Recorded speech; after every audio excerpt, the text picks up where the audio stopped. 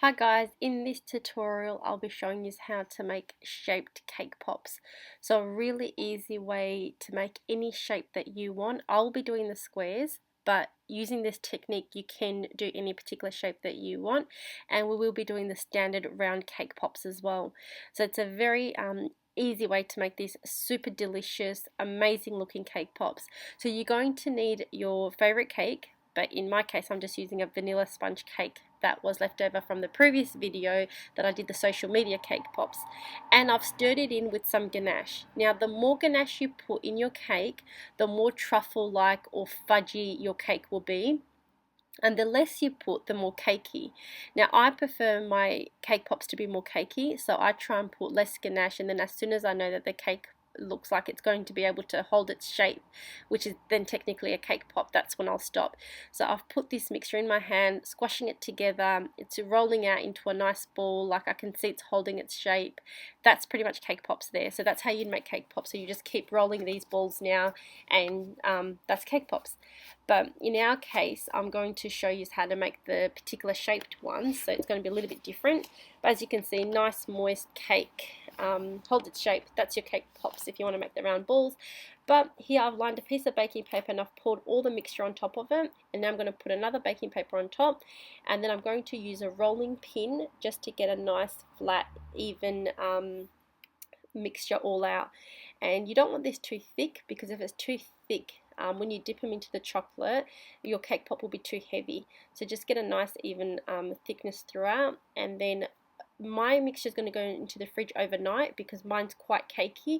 But if your mixture is more truffle like, some more fudgy, you probably only need it in the fridge for an hour or two before you can start cutting them. So here it's been chilled overnight, and now I can start cutting them. So remember, if yours is quite fudgy, you probably only need it in the fridge for a couple of hours and it should be ready to cut. So now you can use any cookie cutter that you want here. So if you're doing a first birthday, you can use #1 cookie cutter, or a princess cookie cutter dress, a tiara, really anything that you want. If you've got the cookie cutter, and start cutting them. If you make about say three of these sizes and put them in the fridge, you could have at least about 50 cake pops in no time, depending on the size.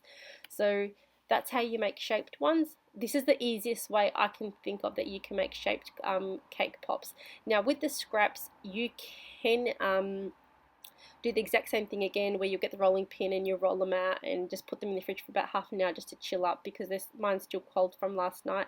But I'm not going to bother, so I'm just going to roll them into cake pop balls with my scraps. But it's really up to you what you want to do with the scraps. So with the cake pop balls, that's what you're doing, just getting a bit, rolling them into your hands till you're happy with the way it looks, and then pop these in the fridge for about 15 minutes to chill. And then we're going to stick it in our cake pop sticks. So to stick in the cake pop sticks, you're going to dip it in some melted chocolate, and with your shaped ones, whatever shape you're doing, I find that it's much better to kind of twist the stick inside rather than pushing it. If you push it, you've got a big chance of cracking the middle because of the pressure going only on the center. So just gently twist it in, and that's the easiest way. With your cake balls or cake pops, you're just going to push it right in the center, and go right about halfway, I'd say, go in it, and then you'll have like a little bulging chocolate bit on top. Use your fingers to knead in that, because later when you dip into the chocolate, you don't want that big bulging part showing. So just knead it that way. Once you've done all your sticks, pop it in the fridge for 5 minutes so their sticks harden inside your chocolate, inside your cake pops, and then start dipping them into your chocolate.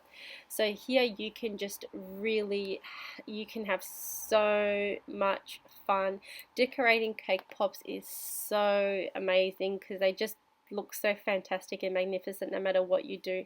Just go mad. Whatever you want to do, just do it, because if you're not happy with your first result, once your chocolate has set, you can always double dip it into a different thing. So if the first one doesn't look good, or you're not happy with it, just leave it to set, and once it has set, dip it into the chocolate again, and then it will look completely different.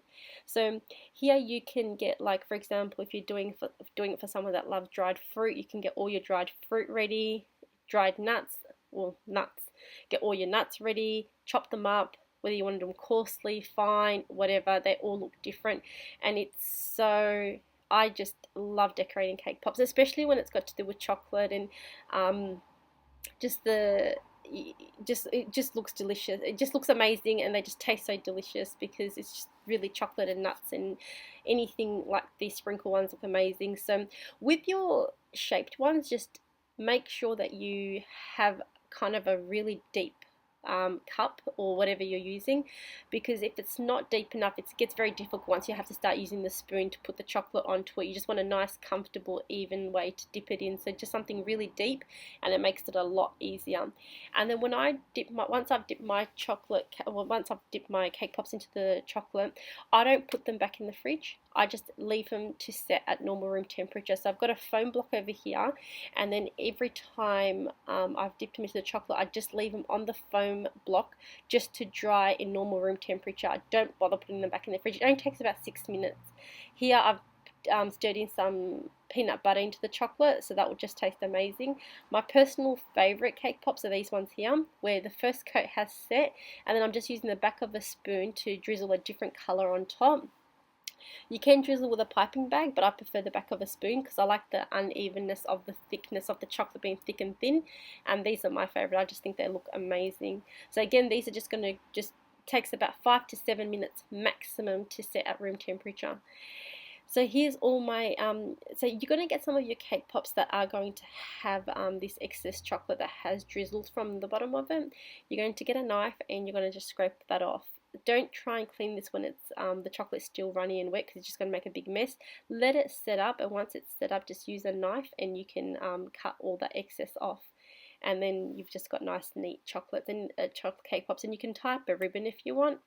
And if you want to have them more like a truffle on a plate, because to decorate truffles is really hard, you can do the same thing like these cake pops. Cake pops are technically a truffle anyway, so you just to remove them, just hold one hand on a cake pop stick and just use a lot of pressure when you're pulling it out, and then you've got these truffles, so really delicious truffles that you can serve on a plate.